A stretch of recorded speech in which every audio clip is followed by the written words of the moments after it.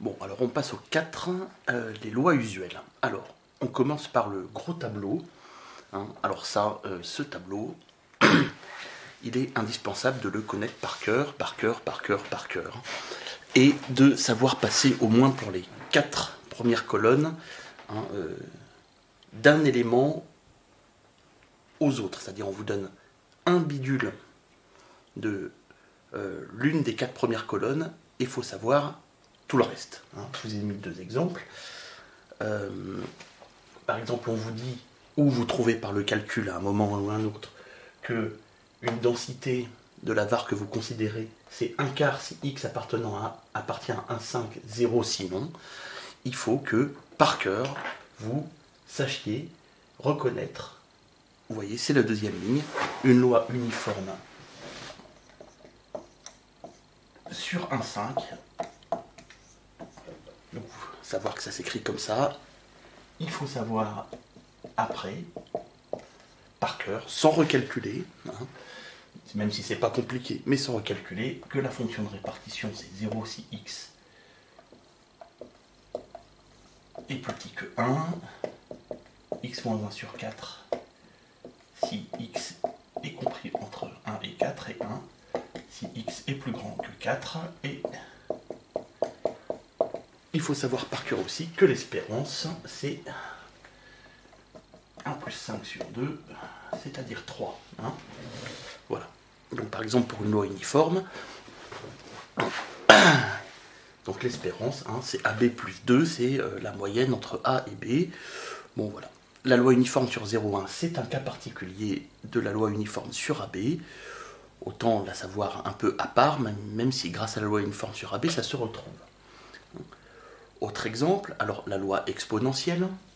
Si par exemple vous trouvez, on vous dit, ou vous trouvez par le calcul que votre grand X, sa fonction de répartition, c'est 0 si x est plus petit que 0, et 1 moins exponentielle moins 3x, si x est supérieur ou égal à 0, il faut absolument reconnaître une loi exponentielle de paramètre 3, et donc connaître une densité, et lambda exponentielle moins lambda x, et par cœur aussi son espérance, 1 sur lambda, voilà, etc. etc. Ok.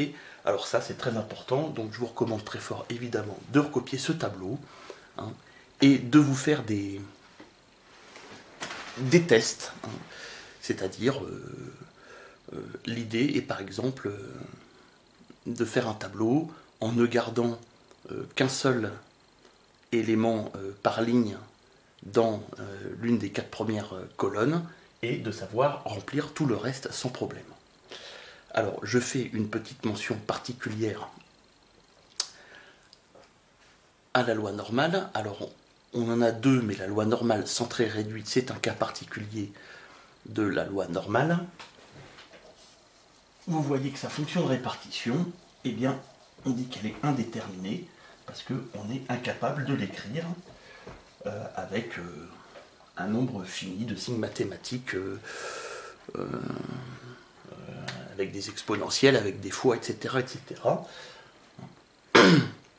Donc, par contre, densité, il faut la connaître aussi absolument par cœur.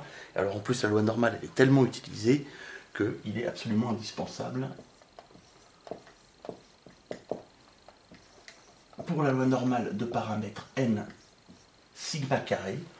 Hein, donc dans la loi normale, on met 2 paramètres m, qui va être l'espérance, c'est de marquer dans la dernière colonne, et sigma carré. Alors on met toujours sigma carré parce que ici on met la variance, et la variance c'est l'écart type au carré, et sigma c'est l'écart type. Hein.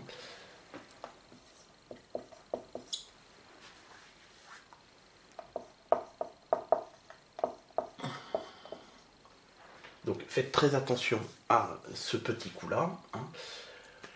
Et densité, c'est 1 sur sigma racine de 2pi exponentielle moins 1 demi exponentielle sur sigma le tout carré. Et ça, il faut aussi savoir absolument par cœur. Donc n'hésitez pas hein, Vous répétez ça en boucle, hein, comme un mantra. 1 sur sigma racine de 2pi, exponentielle moins 1 demi, x moins m sur sigma le tout carré. Vous le répétez ça 10 fois, 20 fois, 30 fois, hein, sous la douche, quand vous voulez.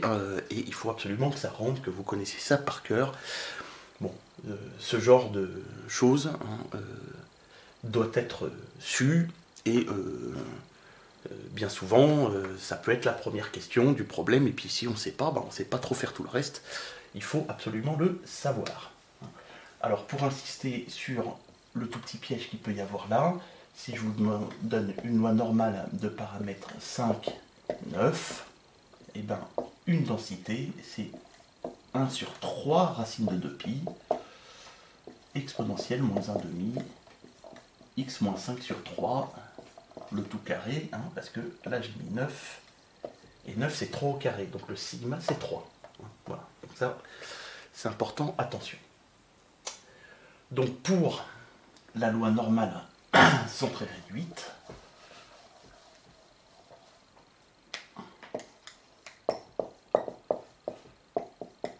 très classiquement, la densité est notée petit, enfin phi minuscule, et c'est 1 sur racine de 2pi, exponentielle moins 1 demi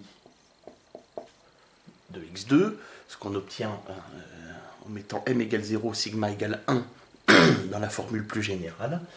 Et très classiquement encore, la fonction de répartition, elle est notée phi majuscule, comme ceci, hein, et donc c'est indéterminé, c'est-à-dire que à part vous expliquer en reprenant la définition d'une fonction de répartition que c'est l'intégrale de moins l'infini à x de phi de t dt, je ne peux pas vous dire grand-chose d'autre à part un certain nombre de propriétés qu'on verra plus tard. Bon, voilà, mais comme le petit phi, on ne sait pas le primitiver, et bien cette intégrale, on ne sait pas la calculer. Donc, on va avoir des propriétés sur le grand phi, et quand on aura besoin des valeurs de grand phi, on utilisera une table, mais ça, on verra ça un peu plus tard. Donc voilà, le tableau indispensable de tout connaître par cœur, par cœur, par cœur. Je vais aller relativement vite dans la suite du cours, parce que le 4.1, loi uniforme, je ne vous dis pas plus que ce qu'il y a dans le tableau. À nouveau, petite précision, une loi uniforme sur AB tout fermé, AB ouvert, semi-fermé dans un sens ou dans l'autre, c'est tout à fait pareil, on s'en moque. Voilà, et après tout le reste de ce que j'explique, c'est dans le tableau. Loi exponentielle, là encore, hein, je mets lambda exponentielle moins lambda x supérieur ou égal à 0, 0 si x est strictement négatif. Hein, si le strict il est en haut et le ou égal est en bas, c'est la même chose. Donc le reste, c'est comme dans le tableau. Petite dernière chose, pour la loi exponentielle, on vous parle de caractérisation par l'absence de mémoire. Donc l'absence de mémoire, c'est très essentiellement la deuxième ligne. Donc on l'a déjà vu passer.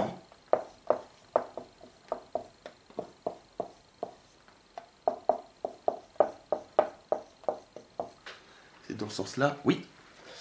Donc, sachant que x est plus grand que s, la probabilité que x soit plus grand que s plus t, c'est la probabilité que x soit plus grand que t. Donc, si un appareil a une durée de vie de grand x, si je sais que mon appareil, sa durée de vie est plus grande que 1000 heures, et bien la probabilité que ce soit plus grand que 1500 heures, c'est la probabilité que ce soit plus grand que 500 heures. C'est-à-dire que, en fait, c'est comme si l'appareil avait oublié qu'elle avait déjà vécu 1000 heures et que la probabilité qu'elle vive 500 heures de plus, c'est la probabilité qu'elle vive 500 heures depuis, comme si c'était au début de sa vie, quoi. Voilà, l'absence de mémoire. C'est indiqué dans le programme qu'il faut vous en parler, c'est pas très utile. Alors, juste un petit point, on a déjà vu passer ce genre de truc pour les lois discrètes, c'était les géométriques. Pour les lois discrètes, oui, c'était les géométriques, et bien pour les lois continues, l'absence de mémoire, c'est l'exponentielle. Alors, Vous pouvez vous amuser, si vous voulez, à essayer de démontrer ceci. Alors, hein, on dit une loi exponentielle, hein, enfin une loi x suit une loi exponentielle si et seulement si il y a les 3 bidules. Hein, démontrer qu'une loi exponentielle vérifie les 3 bidules, c'est pas compliqué. Démontrer que si j'ai les 3 bidules, alors j'ai une loi exponentielle, c'est beaucoup plus compliqué. Ça n'a pas un grand intérêt et il n'y a pas à le savoir par cœur. Je vais parler de la loi normale et de ses différentes propriétés dans une vidéo spécifiquement consacrée à la loi normale.